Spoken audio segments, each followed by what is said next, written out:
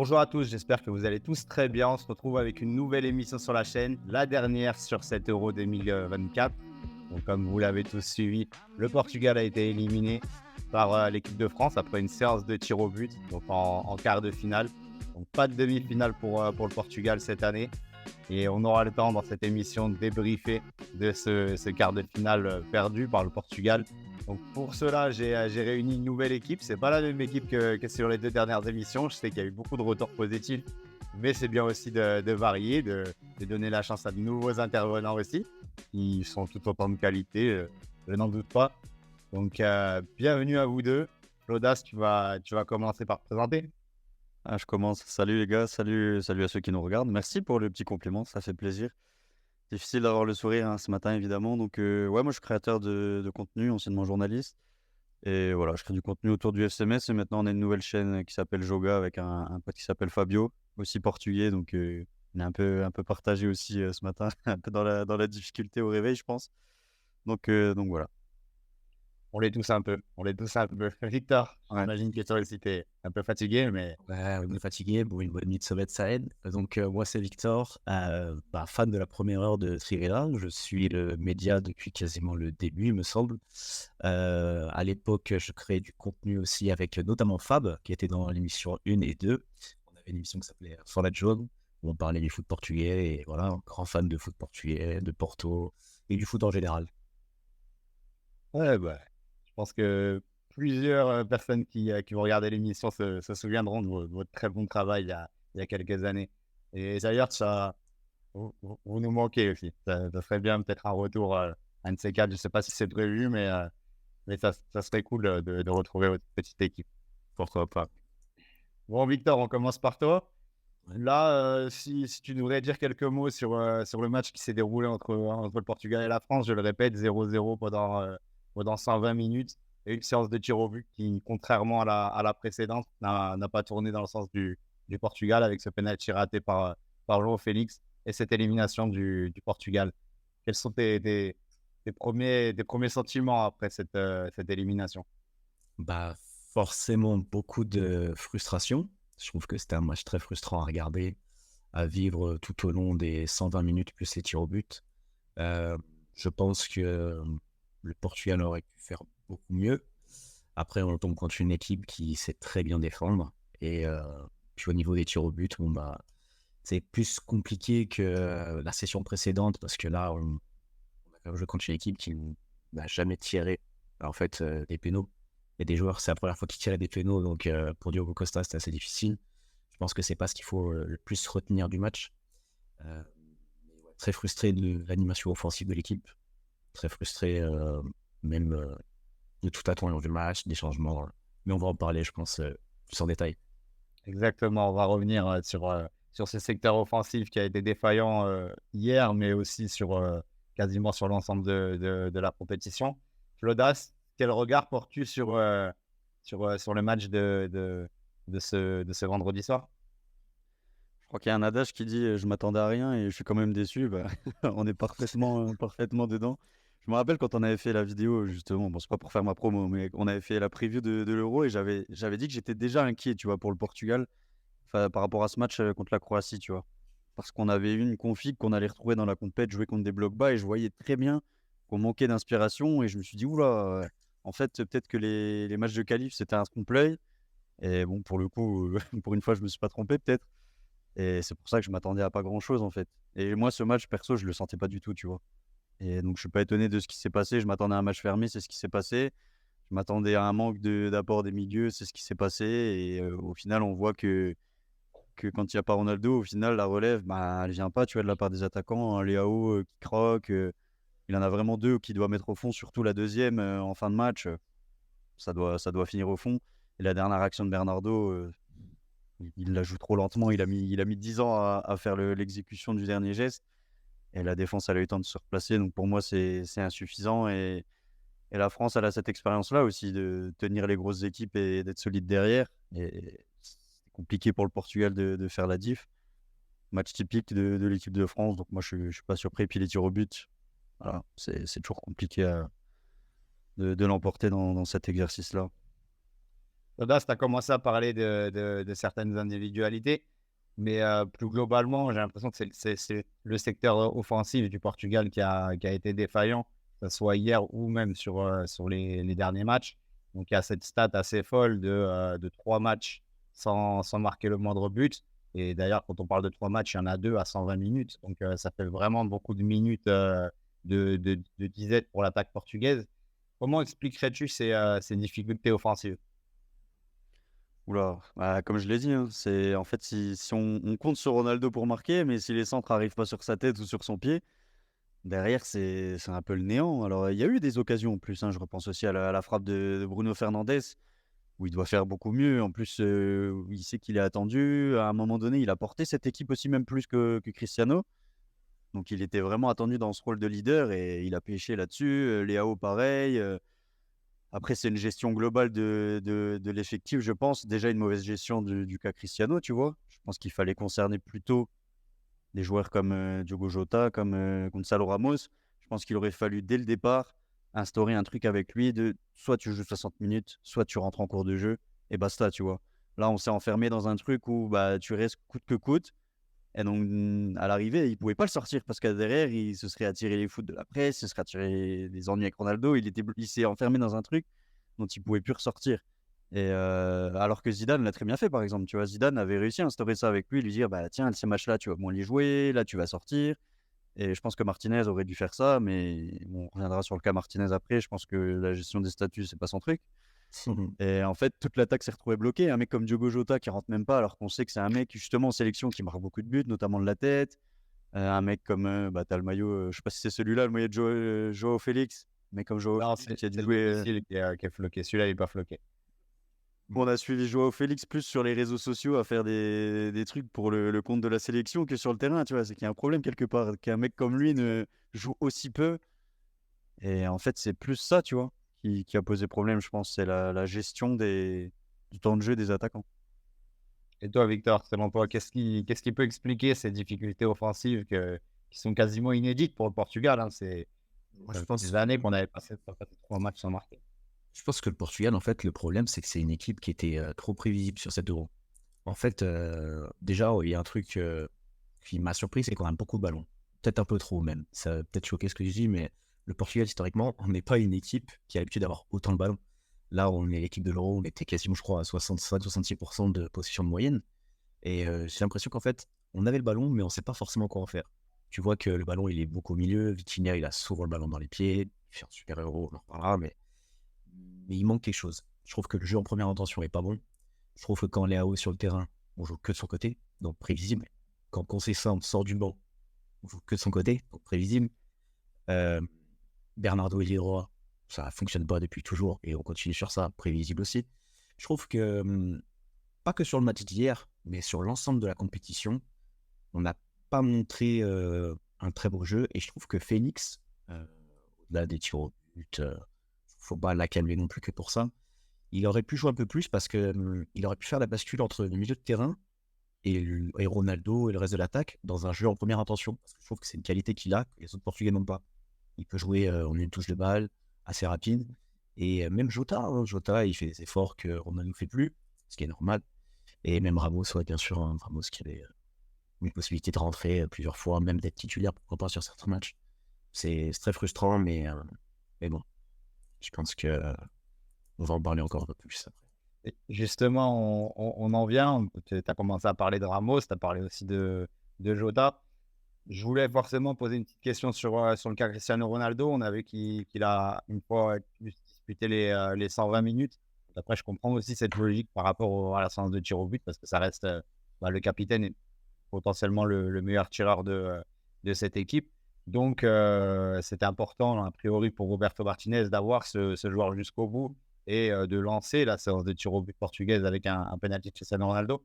Mais est-ce que on l'a quand même vu assez en difficulté hier dans le jeu. On l'a vu très généreux, mais on l'a vu en difficulté, notamment dans les duels avec ce qui est selon moi la meilleure charnière défensive de cet Euro. Est-ce que, Victor, selon toi, est-ce que tu as compris la logique de Roberto Martinez de le laisser jusqu'au bout ou selon toi, il fallait éventuellement tester autre chose hier Bah, pour 2 matchs? Sur le match d'hier, je pense que si tu fais un changement sur la position de Ronaldo, faut que ça se fasse avant la 65e, 70e. Par contre, une fois qu'on est en prolongation, si tu sais qu'il y a une chance qu'on soit au tir au but, c'est vrai que ça devient différent. Il y a un facteur différent. On sait qu'il a tiré en premier, que c'est le leader de l'équipe, que sur l'exercice, il est quand même très bon, malgré son raté contre la Slovénie, mais il rate très, très rarement. Par contre, justement, il fait ça, mais par contre, il ne le fait pas pour Bruno Fernandes. Bruno Fernandes fait un match, pour moi, catastrophique. Même dans l'Euro, globalement, très décevant. Mais par contre, pourquoi tu le sors en prolongation si tu sais qu'il y a une possibilité qu'on retire au but? C'est un très bon tireur de penalty. Et tu le sors alors que tu aurais pu le sortir plus tôt aussi. Et au final, moi, les choix, j'avoue que j'ai du mal à comprendre. Je trouve que il avait aussi un schéma de remplacement qui a tout le temps gardé. Il fait rentrer Semedo 2 fois d'affilée, Conceição qui rentre d'un côté, mais du coup, Leao de l'autre côté, bah, il n'y a plus rien en fait. Je trouve que ouais, c'est trop prévisible. Et tout ce qu'il fait, c'est, je sais pas. Je trouve qu'il ne se prend pas trop la tête en fait. Il a son schéma avant le match. Peu importe ce qui se passe dans le match, il fait son truc comme c'est prévu dans sa tête. Et il ne sait pas s'adapter. Je suis un peu frustré quand même sur ça. C'est ça, ouais. On sent une décontextualisation dans ces remplacements. On a l'impression que c'est parfois pas trop explicable. On en parlait dans la dernière émission avec la sortie de Vitinha contre la Slovénie qui avait surpris beaucoup de monde. Mais c'est vrai que ça devient récurrent chez Roberto Martinez. Et toi, Flodas, est-ce que tu as compris le fait que Cristiano Ronaldo joue les 120 minutes? Comme je l'ai dit, il s'est enfermé dans un truc. Toi, tu parles de la charnière de l'équipe de France. C'est vrai que c'est peut-être une des meilleures charnières du tournoi. Et en fait, avec un Ronaldo qui n'a plus ses jambes de 20 ans, en fait, ils ont joué dans un fauteuil. Alors que si tu avais mis plus de présence, justement, en fait, si tu sais que Ronaldo, il peut plus tenir 120 minutes. Tu sais qu'il peut, sur une action, la mettre au fond. Tu sais que ça va certainement aller aux prolongations contre la France. Donc, en fait, la meilleure option, c'était de le faire sortir du banc, en fait. Mettre quelqu'un avant lui qui aurait fatigué en plus cette défense. Et lui, sur la prolongation, il aurait une action. Et tu sais que sur les tirs au but, c'est un des meilleurs tireurs. Donc, tu l'avais pour les tirs au but. Et en fait, il a fait totalement l'inverse de ce qu'il fallait faire, je trouve. Je trouve qu'en sortie de banc, justement, ça aurait été intéressant sur un match comme ça, avec un Jota, par exemple, ou un Ramos qui fatigue la défense, qui amène plus de présence. C'est vrai que Félix, moi, je l'ai beaucoup aimé quand il a joué pour faire ce lien. Il a amené du dynamisme. Quand je vois que des fois, un Léo, il y a des contre-attaques, il fait les contre-attaques en trottinant et en étant nonchalant. Tu vois, des joueurs comme ça aurait amené autre chose. Donc, je trouve qu'il s'est trompé là-dessus aussi, tu vois. Les changements aussi, comme on a dit. Les changements, il s'est complètement trompé. Un- Des mecs comme Pedro Neto, un coup on les voit, après on les revoit plus. Diogo Dalot qui a déjà été bon en sélection, au final on l'a quasiment pas vu du tournoi. Pareil, Bruno Fernandes, comme on a dit, bon tireur de penalty. Et puis au final, je pense que les cadres ont été défaillants là-dessus et il n'a pas pu compter sur eux pour venir épauler Ronaldo. Donc, je pense qu'il s'est trompé dans sa gestion de Cristiano. Pardon.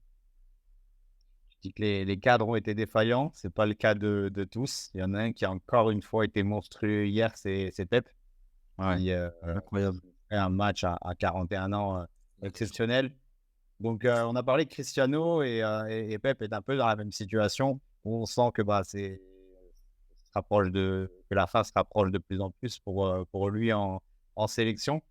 Flodas, est-ce que tu penses que ça soit pour Cristiano ou Pep, est-ce que c'est le moment de tourner définitivement la page et d'enchaîner sur autre chose avec tout l'amour qu'on a pour eux, évidemment, hein, ce sont des légendes à vie.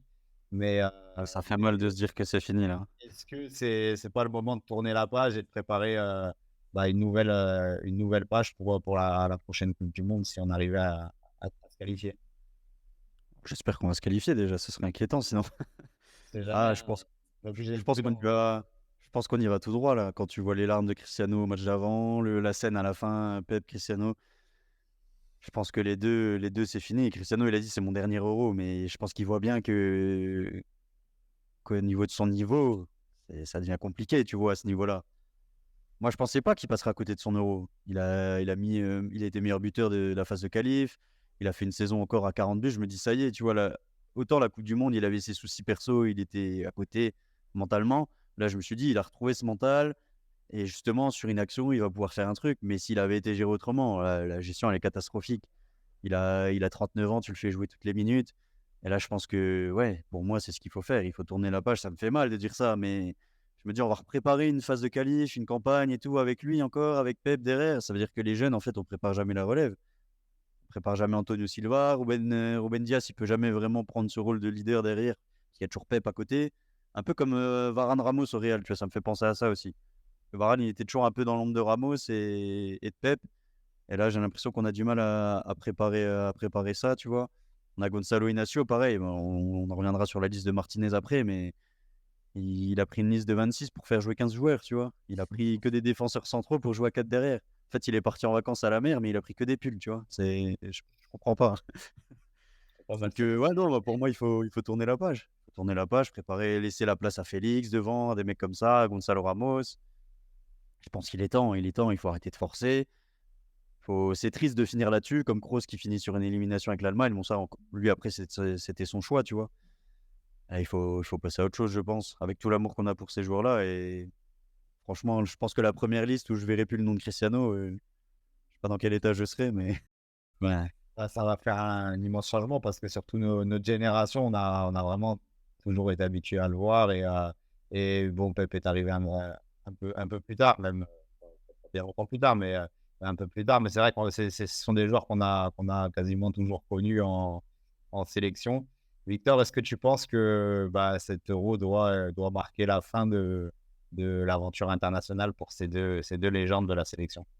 Bah oui, pour moi, c'est clair, hein. Franchement, pour Pep, parce que c'est une question d'âge et que physiquement, il a du mal à tenir. Par contre, 2 fois 120 minutes d'affilée, respect à lui. Respect à lui. À l'accélération avec Thuram. Ah, parce que j'allais dire, il rattrape Thuram alors que Thuram vient de rentrer. Enfin, je veux dire, à un moment donné, ça Thuram est dans le sens de l'âge, quoi. Ah ouais, non, mais c'est incroyable ce qu'il a fait. Et puis, il s'en sort bien, quoi. Pas de blessure. Parce que c'était compliqué à Porto cette saison, hein. Il a été blessé très longtemps. À chaque fois qu'il rentrait, les crampes arrivaient vite. Là, il a été bien préparé. Et c'est là où tu vois que le mec, il a quand même un vrai amour pour la sélection. Il donne toujours 100%, même plus que 100%. Et c'est dur à remplacer un joueur comme ça. Parce que en plus, c'est un taulier.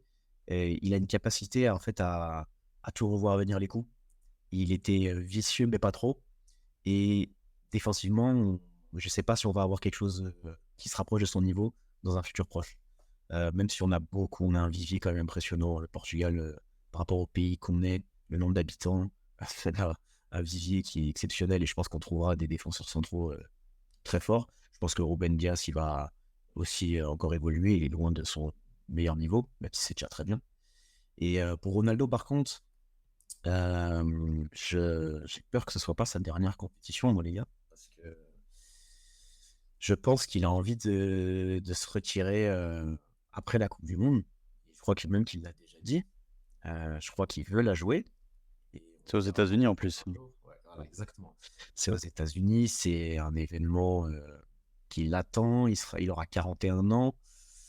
Moi, je pense qu'il va vouloir la jouer. Et malheureusement, si on garde Martinez, là où j'ai un problème avec lui, c'est qu'il a déjà fait l'erreur avec la Belgique. Il a saboté une génération. Moi, j'ai peur que ce qu'il est en train de faire, il arrive sur le même chemin, en fait. Il sabote une génération dorée portugaise qu'on utilise déjà très mal.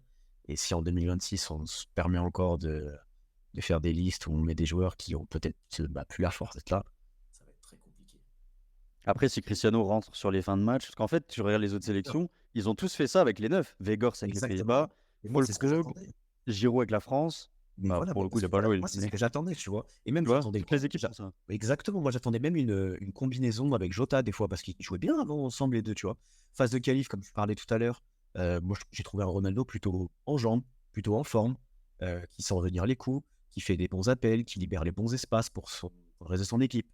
Et là, à l'Euro, il a été très statique, mais en même temps, moi je pense que c'est pas que sa faute, hein. Il a été très isolé par le système mis en place. Je pense qu'on parlera peut-être de ça après, mais je pense qu'il doit être encore plus frustré que nous, lui. Ouais, il était complètement isolé au final du reste de l'équipe. Ouais, c'est clair. Et ça fait qu'il n'était pas aidé non plus. Après, je pense que mentalement, le fait de ne pas avoir marqué, ça lui a mis un blocage. Et il n'avait plus du tout, tu le sens, la confiance qu'il avait sur la phase de poule et sur sa saison, tout s'est évaporé. Après, les gars, j'entends totalement dans l'idée. Votre idée, je la comprends totalement. Mais c'est vrai que vous parlez de Fulcro, vous parlez même de Giroud, qui est quand même une figure en France, le meilleur buteur de l'histoire de la sélection. Mais là, ça reste Cristiano. Donc, c'est vrai que C'est pas le même statut. Faire démarrer Cristiano Ronaldo sur le banc, ça s'entend sportivement et ça pourrait même avoir énormément de sens dans ce qu'il pourra apporter en sortie de banc, comme disait Flodas tout à l'heure. Mais il y a aussi un côté politique et un impact médiatique qui serait quasiment sans précédent. On l'a vu contre la Suisse et contre le Maroc en Coupe du Monde. Après, c'est vrai que le contexte était différent parce que là, ça faisait plus sanction qu'autre chose. Et là, si c'est amené différemment, ça pourrait C'est ça. avoir un impact différent. Mais ça serait un risque immense de la part d'un sélectionneur du Portugal, quel qu'il soit, de démarrer un match avec Cristiano Ronaldo sur le banc parce que ça serait potentiellement s'attirer les foudres, que ce soit de la presse, d'une énorme partie des supporters aussi, il ne faut pas les oublier. En cas de défaite. Donc, en fait, il y a un contexte Ouais, mais autour de Cristiano Ronaldo qui n'est pas celui qu'il y a autour de Fulkrug ou autour de Giroud, si vous voulez. Ouais, mais il a 39 ans et si tu te mets d'accord avec lui au préalable, si tu fais le truc dans ce sens-là, plutôt que de le faire d'un match à l'autre où ça tombe du ciel, tu vois, si c'est établi dès le début avec lui et que tout le monde est au courant, je pense que ça pose de problème à personne. Et c'est ça, en fait, qui est problématique, c'est que là, tu t'es enfermé dans le truc et derrière, tu pouvais plus en ressortir, tu vois. Puis il faut du courage. Il faut du courage pour faire ça, pour prendre cette décision et dire à un mec comme Ronaldo qui a tout gagné, tout vu, tout vécu, ouais, désolé, tu joues pas, mec. Et Martinez, malheureusement, de ce qu'on voit, il n'a pas ce courage-là. Et c'est pas la bonne personne pour le faire. Ah oui, quand tu vois les changements qu'il a fait au match d'avant, tu sens que le gars n'a pas de courage. Il y a des cadres qu'il n'a pas voulu sortir et il trouve des excuses. Il dit qu'il ne pouvait pas jouer parce que le terrain n'était pas bon. Enfin, mec, Ouais. tu arrête. Et tu vois, je disais que Zidane l'avait fait avec Ronaldo, mais Ronaldo, il avait Zidane en face de lui. Donc je pense qu'il avait aussi ce respect. Alors que là, Martinez, je pense que en fait, Cristiano est au-dessus du sélectionneur au niveau du statut, de l'envergure et tout ça. Bien sûr. Donc là, ça pose problème déjà. Tu vois. Là, il y a une question de légitimité, de crédibilité. Et surtout que Roberto Martinez, au-delà d'être Roberto Martinez, c'est-à-dire un sélectionneur qu'on ne mettrait pas dans le top 10 des meilleurs entraîneurs du monde, c'est aussi quelqu'un qui a beaucoup de choses à prouver au Portugal parce que c'est un étranger qui vient en sélection, c'est jamais facile dans ce cas de figure. Et puis aussi, c'était sa première compétition internationale, donc il avait beaucoup de choses à prouver. Justement, ça me permet d'enclencher sur la suite. Victor, je voulais ton ressenti global sur la première compétition de Roberto Martinez. Donc voilà, quart finale. C'est pas ce qui était prévu en termes d'objectifs. C'est vrai qu'on est tombé sur un adversaire qui fait probablement partie des grands favoris de la compétition.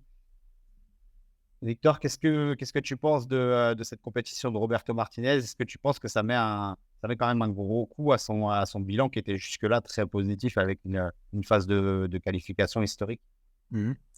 Alors moi, je suis un peu frustré parce que j'ai l'impression qu'en fait, on n'a pas eu de compétition. Je vais m'expliquer. Je trouve que déjà en phase de groupe, on joue contre la Tchéquie qui est un bloc bas et qui n'a rien tenté. Il marque, mais voilà, c'est première frappe, coup du sort. Et voilà. La Turquie, 3-0, ça, par contre, je pense que c'est le plus gros problème de l'Euro parce que ça, c'est de la poudre aux yeux, je trouve, pour les supporters. Les gens ne se sont pas forcément rendus compte, mais la Turquie a fait tourner contre nous. La Turquie, c'était pas la meilleure équipe de Turquie possible. Ils avaient prévu de se qualifier au 3e match. Donc oui, on leur met 3-0. Et il y a un autre contexte aussi, il y a le CSC, bon voilà, Bulgarie. Et j'ai vu beaucoup d'avis très très positifs après le match contre la Turquie. Mais je pense qu'il fallait prendre le contexte. Après, le match contre la Géorgie, on fait tourner, donc bon, voilà. Et là, on rejoue encore contre un bloc bas contre la Slovénie. On se dit, bon, comme on a joué contre la Tchéquie, peut-être qu'on va réussir à s'adapter. Pas du tout. Encore pire, je trouve, que contre la Tchéquie. Et là, contre la France, pareil, pas de solution. Donc pour moi, c'est comme si j'ai l'impression que le Portugal rentre à la maison sans avoir commencé sa compétition. C'est hyper frustrant parce que quand on voit la phase de qualification, quand on voit la phase de qualif de Bruno Fernandes, par exemple, moi, je me suis dit, oh, enfin, il est là, le mec. C'est notre deuxième capitaine, je pense. Enfin, tu vois, les gars, c'est un leader. Et ben non, horrible son euro. Horrible son euro. Bernardo, pareil. Manque vraiment de courage, quoi. Je trouve qu'il manque de stature, alors que pour moi, c'est des icônes déjà du Portugal. Je pense qu'il y a plein de joueurs qui se réfèrent à eux en sélection. Et par contre, ouais, je suis très content de l'Euro de Vitinha. Très, très étonné. Même si, bon, au PSG, il fait une super saison. Là, je trouve qu'il a été tellement constant. Payne, quand il s'est présenté, pareil. En plus, il va au Bayern maintenant, donc je pense qu'il va encore plus évoluer. Et pareil, gardien, Dioukos, Pet. On reviendra sur les individualités du spoil. derrière. Ouais, tu Ouais. spoil un peu. Je spoil un peu, mais voilà. Le ressenti, c'est que je suis un peu triste parce que j'ai l'impression qu'on n'a pas montré ce qu'on pouvait. Ah, on est passé à travers complètement. On a traversé l'Euro, j'ai l'impression, C'est clair. automatique. Et toi, Floda, si on devait centrer un peu le propos sur Roberto Martinez, qu'est-ce que tu as appris de ce sélectionneur pour cette première compétition sous les couleurs du Portugal? Que c'était une fraude, tout simplement. Il n'y a pas d'autre mot. Ouais. Ah non, et Ouais. moi, je l'ai vu en conf de presse en plus quand il était venu pour le match du Luxembourg-Portugal, j'y étais. Donc j'étais en cours de presse, il est gentil, il est souriant, il est sympa avec les journalistes, il est bon communicant. Et quand il faut gérer des statuts, le mec, il n'y a plus personne, tu vois. Comme on disait tout à l'heure, les mêmes changements, aucune prise de risque, il concerne 15 joueurs sur 26. Franchement, je comprends pas. Il y a un nombre incalculable de joueurs qui est venu regarder l'Euro gratuitement depuis les stades, mais qui n'a pas joué. Franchement, je suis tellement déçu, tu vois, de sa gestion. Alors après, je me demande aussi, est-ce qu'il y avait des joueurs cramés, tu vois? On parle de Bruno Fernandes, les mecs, ils sortent d'une saison à 60 matchs. Je sais pas. Est-ce que les mecs étaient meilleurs en phase de qualif parce qu'ils étaient dans le cœur de la saison et que là, ils sont arrivés au bout de quelque chose et qu'ils n'avaient pas les cannes pour faire mieux. Mais moi, j'en attendais mieux. En plus, j'étais super hypé. Je me suis dit, ouais, le jeu qu'on propose en phase de qualif, enfin, après Fernando Santos, on va jouer au foot. Un système à 3, on va voir autre chose. Et déjà, quand je vois qu'au bout d'un ou deux matchs, il oublie son système, je dis, oula, comment. Alors, c'est bien, il s'adapte, mais justement, je trouve qu'il s'est pas tant adapté que ça, tu vois. Parce que quand tu sais que tu vas jouer contre des blocs bas et que tu n'arrives pas à trouver la solution, c'est que quelque part, tactiquement, on pense que tu amènes des choses ingénieuses, mais au final, tactiquement, moi, j'ai vu quelque chose de limité. On a fait toujours la même chose, on a joué que en centre, quasiment. C'était stérile, quoi. Donc, ouais, je suis très déçu je m'attendais à mieux, en fait, de ce qu'allait apporter Martinez. Je m'attendais à toute autre chose, surtout avec le vivier. Après, on va le voir après, il y a des points positifs sur certains joueurs à certains postes. Mais non, je m'attendais à beaucoup mieux de sa part et je sais pas s'il faut continuer avec lui, tu vois. Parce que si l'objectif c'était le dernier carré, qu'est-ce que tu fais? Ah, t'as Ouais, pas c'est atteint clair. l'objectif, on se met à table et on discute et merci, au revoir, ou est-ce qu'on insiste parce qu'on a fait le parallèle avec la Belgique, hein, mais nous, on a une grosse génération aussi qui arrive, il y a des jeunes qui poussent, qu'est-ce qu'on fait? Est-ce qu'on prend le risque de perdre encore 2 ans? Parce que là, dans l'histoire, Gonzalo Ramos, il a perdu je sais pas combien de mois à passer sur le banc, à pas jouer. On bloque des mecs aussi en faisant ça, tu vois?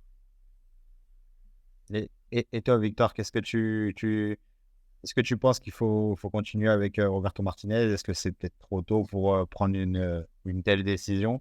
Parce que- Bah, je trouve qu'on a fait on a fait une grosse erreur avec Santos à l'époque où on le garde après la Coupe du Monde 2018 parce qu'on le remercie pour l'Euro 2016. Et voilà, du coup, je veux pas qu'on fasse la même erreur et qu'on se dise ah, car en vrai, c'est pas si mal. Alors qu'on, comme l'a dit Flodas, hein, l'objectif, ça a été dit le jour où il a été présenté, dernier carré de toutes les compétitions. Toutes les compétitions. Bah là, première compétition, il ne le fait pas. Et en plus, par une petite porte, hein. Soyons sérieux. Moi, je vois beaucoup de stories Insta, all good. Je suis pas trop sûr, hein. Moi, je suis pas très très fier, hein. Je trouve qu'on montre un mauvais visage. Et ouais, Martinez, non, je vois pas ce qu'il amène. Quand la Slovénie, je vois qu'il dit à Bruno Fernandes, souris. C'est ça ce que tu D'accord, c'est demandes ouais. Tu demandes à Bruno Fernandes de sourire. Bah, ok, mec. D'accord. Bah, non, franchement, non, c'est pas un sélectionneur pour le Portugal. Au Portugal, il faut un mec qui, est, qui a une trempe, quelque chose, quoi, un caractère. Voilà. comme ça sent. Voilà. J'ai une idée, ouais. J'ai une Il y en a idée un comme qui ça. peut marcher, ouais. À qu'on vive des choses, quoi. Moi, perso, j'ai pas J'ai pas de plus spécialement d'émotions, j'ai rien, pas trop de souvenirs ouf, tu vois. Ça m'a pas marqué, tu vois. Il y a rien qui restera, je pense, hein. À part si la séance de tir au but, les 3 arrêts de Diogo Costa, c'est tout. C'est juste ça, tu vois. Ouais, C'est il y a eu des le petits, Ghana qui me donne des souvenirs, tu vois. ouais, c'est ça. Bon, après, justement, on va parler des individualités, on y arrive.